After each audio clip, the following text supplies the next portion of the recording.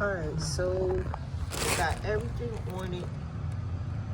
Digital screen, eco mode switch, reset button, USB ports, cigarette lighter plug, regular outlets, 4 of them, and they got the grounding, the third prong. That's a 30 amp. This is for your parallel connectors, perfect, red and black, and then grounded. You only need this if you're running parallel. You don't need this if you're not running parallel. And this must be the start button. Yeah. So let's get the gas in it and then get it started. Okay, so the oil is right here where it says remove to access oil filter. So I guess I gotta unscrew these 2 screws. I'm gonna use the screwdriver it came with. Good, that's working. So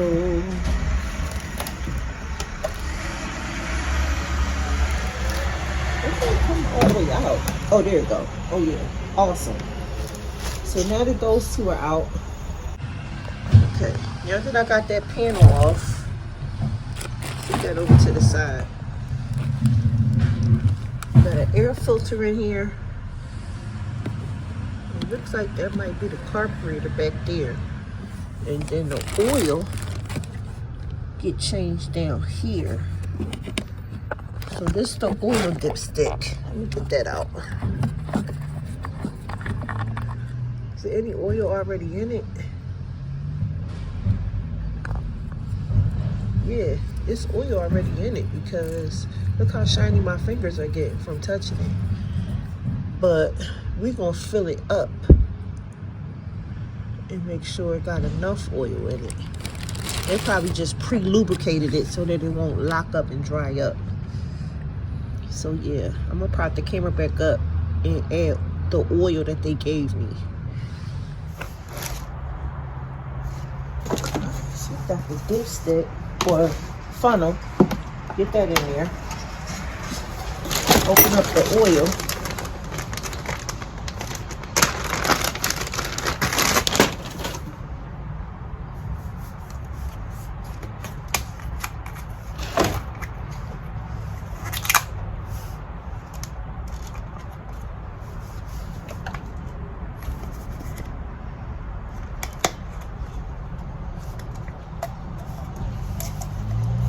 Peel this metal piece off, aluminum piece.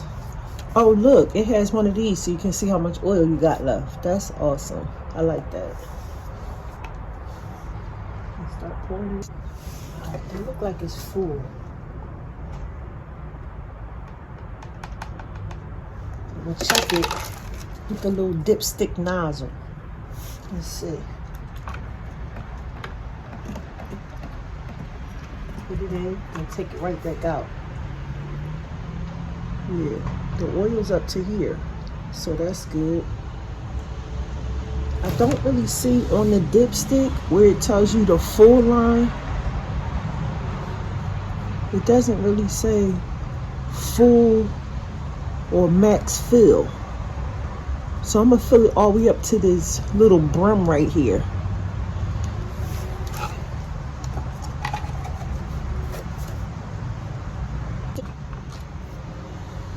Oh yeah, it's still about right there. I'm gonna just go ahead and start it, add the gas, and then start it and see. Also, this plastic dipstick, I'm not gonna keep this. I'm gonna order the magnetic one so that if any metal fibers get caught up in here, they will stick to the magnetic one and I can clean that off every time I change the oil. That's what I got on my other generator, my Predator 9500. So I got some gas over here. I got gas already. I'm going to put the gas in.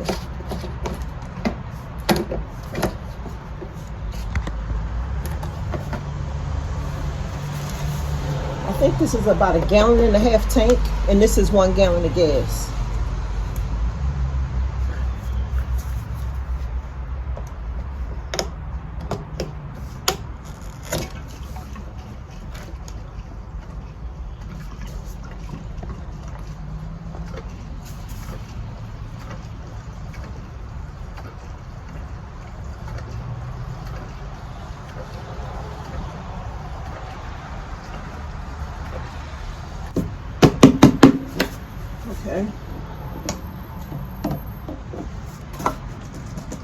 So I got mainly all the gas in here.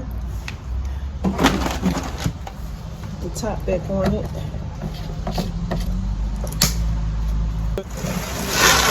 Make sure it starts and then make sure it's not defective. All right, let me get it out this plastic bag before I turn the start button on.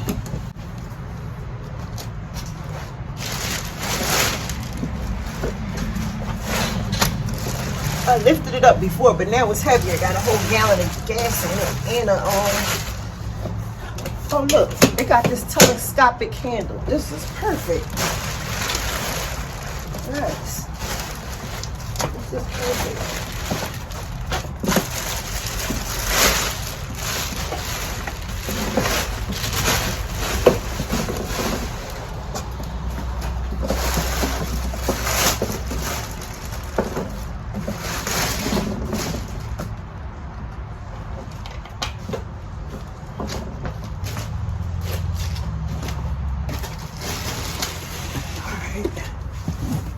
So the exhaust is on the other side, so I want the exhaust to blow away from me. And the choke is on this side, and I want y'all to see me pulling the choke. But before I set the choke up, I think it's buttons on this side. No? Where's the options for the choke? Oh, they're right here. This thing is covering over it. This little tag is covering over it. These are the options I'm looking for. Okay. All right, so down here. Okay, so this little tag, it says, when starting the generator for the first time, after removing it from storage, pull the starter handle 6 to 8 times to pre-fill the fuel system and make starting easier. Okay, so that's taking it out the box. That's after you left it in your shed all winter or summer, whatever. Okay. So we can take that off. How do they have this on here?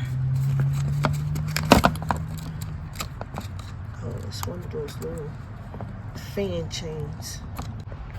Alright, so you got engine off, fuel off, run, and choke. You want to choke it. That's when you pull the ripcord. You want to choke it first. So I'm turning it to choke. Then after I pull this and choke it, then I'm going to turn it to run. So let's see. Okay. They said pull it 6 to 8 times. 1, 2, 3, 4, 5, 6, 7, 8. So is it ready?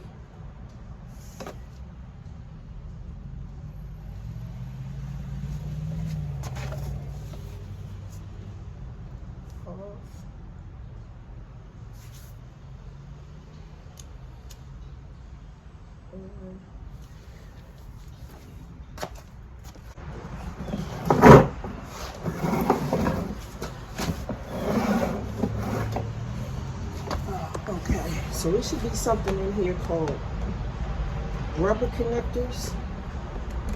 Let's see. Oh, okay. Okay.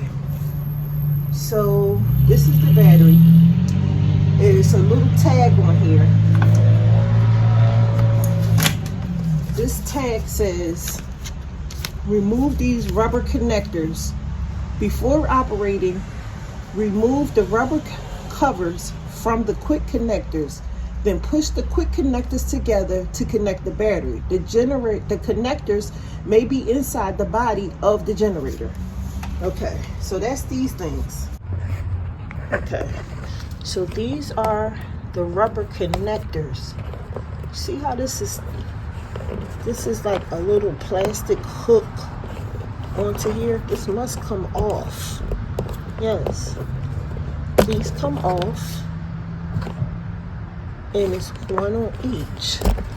Pull those both off and then connect these together. Okay, connect these together like that. There we go. Try to make it work.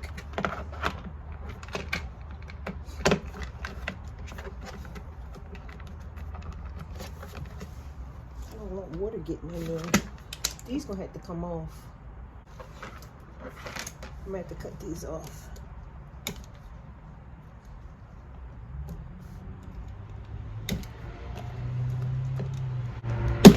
Okay, so I just took these little connector things off so that way I can close the compartment back up. Because this is a part of your battery. I don't want this having access to rain. If we need to run the generator out in the rain. So now it's in choke. And now we're gonna pull it 6 to 8 times, get it choked up. Oh, it's sliding when you pull it. Put my foot on it.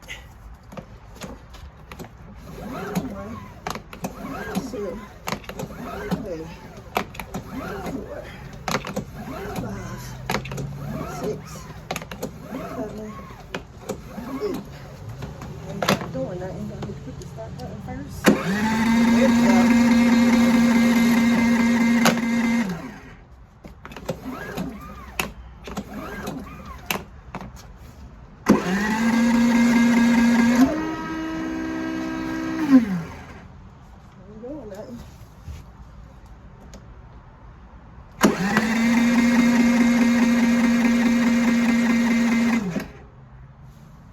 Come on, baby.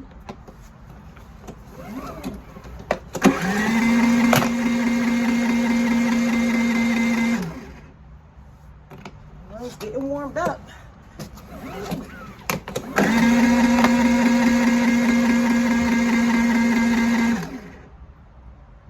It's trying, Ken.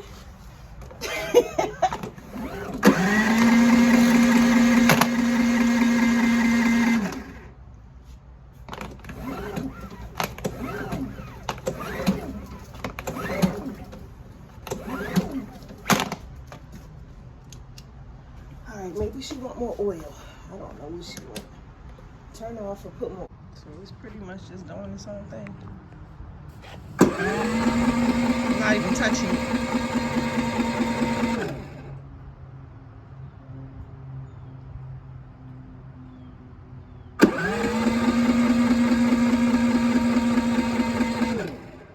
It's just doing it by itself. It keeps trying to start itself. I'm not even touching it.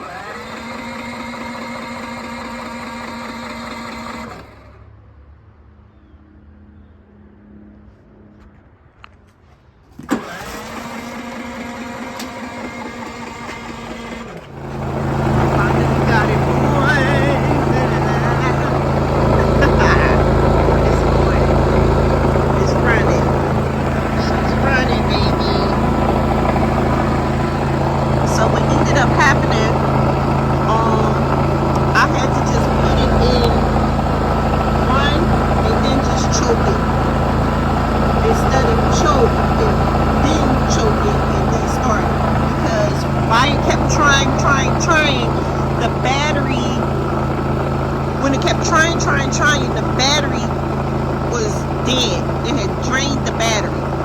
So that's why it kept slowing down. So I called the customer service number. They said, take it out of choke, put it in run, then choke it 3 times and it started right up. Now just leave it running and it'll charge the battery itself.